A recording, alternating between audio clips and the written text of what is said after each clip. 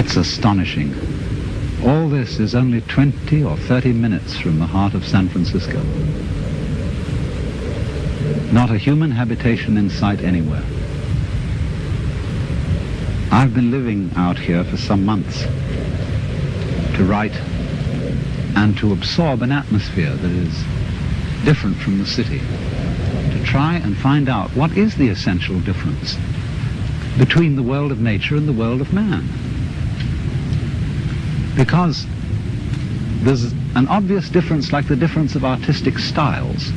No one, for example, would confuse a painting by Leonardo with a painting by Picasso, or music by Bach with music by Shostakovich. And in the same way, there seems to be a complete difference of style between the things that human beings do and the things that nature does, even though human beings are themselves part of nature. On the one hand, nature is wiggly. Everything wiggles. The outlines of the hills, the shapes of the trees, the way the wind brushes the grass, the clouds, tracks of streams. It all wiggles. And for some reason or other, we find wiggly things very difficult to keep track of. And you know, we say to people, keep still so that I can see you. Keep still for the camera. And we say, well, let's get things straightened out. Let's get this ironed out. Let's get it all squared away. And then somehow we think we understand things when we have translated them into terms of straight lines and squares. Maybe that's why they call rather rigid people squares. But it doesn't fit nature. You know, wherever human beings have been around and done their thing, you find rectangles.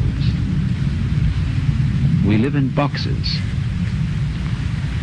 Our streets, especially across states like Kansas and Nebraska, are laid out in a grid pattern. Why, they even dropped a grid pattern on top of San Francisco with all those hills so that cars run away. Because it seems that the human being really has a very simple kind of mind. And all this wiggliness is too complicated. I don't think it really is complicated.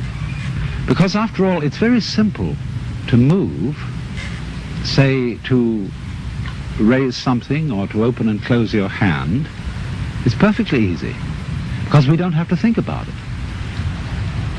Things become complicated only when we think about them. And that's because we're trying to translate them into a form of life which is very much simpler and cruder than the forms of life we're talking about. A triangle is very much simpler and cruder than a mountain, even though you may represent a mountain with a triangle. Human beings are just as wiggly as nature, and our brains are an incredible mess of wiggles. And that's the part of ourselves that we understand least of all. I'm afraid the problem is partly due to Mr. Euclid, who invented geometry, because he didn't really measure the earth. He measured and gave us ideas about the very simple forms in his own mind.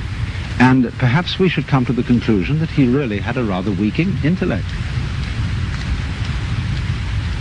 Because sometimes when I'm in the middle of all this, I feel as if I were in the middle of an amazing brain.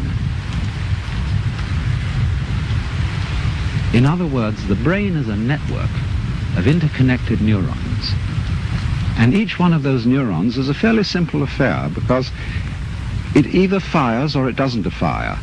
It gives you the message on or off, yes or no. But what we call things, the plants, birds, trees, are far more complicated than a neuron, and there are billions of them. And they are all living together in a network. Just as there is an interdependence of flowers and bees, where there are no flowers, there are no bees, and where there are no bees, there are no flowers.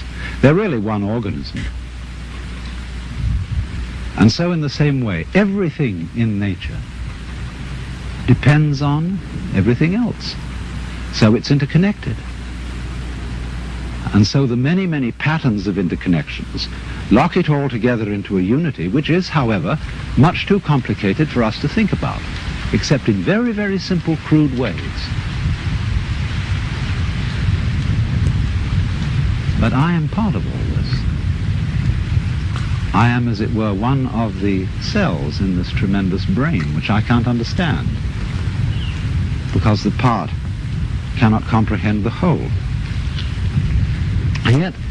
And yet at the same time, I don't feel, like so many people seem to feel, that I'm a foreigner or a stranger in this world. Its aesthetic forms somehow appeal to me more than most of the aesthetic forms which men have produced.